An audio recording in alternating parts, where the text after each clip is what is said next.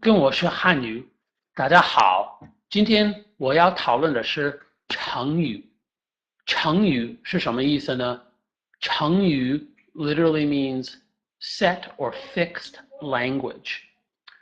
The English equivalent is idioms, but 成语 are actually very different in usage than idioms, and so we want to talk about them. Basically, 成语 come from old Chinese stories. And unlike idioms, we want to use Chengyu in Chinese. In fact, they're very commonly used in both speaking and writing. And when you use them, it indicates that your Chinese is at a higher level because it means that you know the stories, that you understand the stories, and that you can use the Chengyu. Chengyu are almost always 4 characters. There are 5 and 6 and 7 and 8 character Chengyu, but most Chengyu are 4 characters.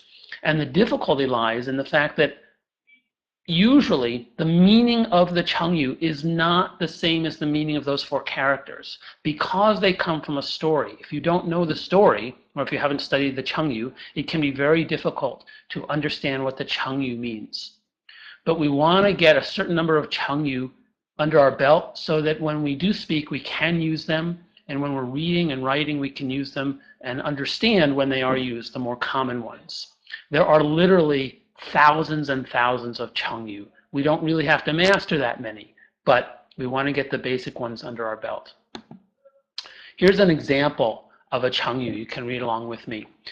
Once upon a time, there was a man who sold spears and shields. He held up a spear and he said, "My spears are the sharpest in the world. They can penetrate anything, any shield, no matter how strong the shield is." Then he held up his shield and he said, "My shields are the strongest in the world. No spear can pierce them, regardless of how sharp it is."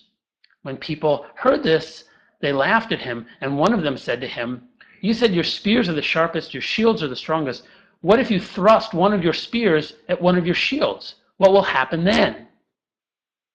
And out of that story comes the Chengyu, 自相矛盾. Mao means spear, and dun means shield.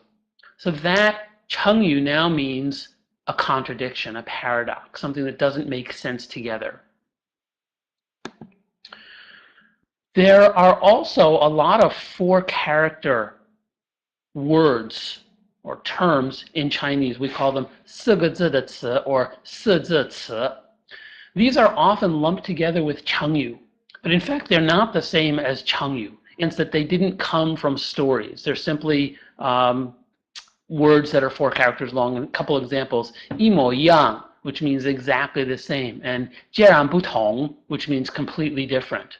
These are also 4-character terms, and there are quite a number of them, and we want to learn them as well. But again, they're not Chengyu, but they are often lumped together with Chengyu. So Chengyu, something we want to pay attention to and something we want to learn.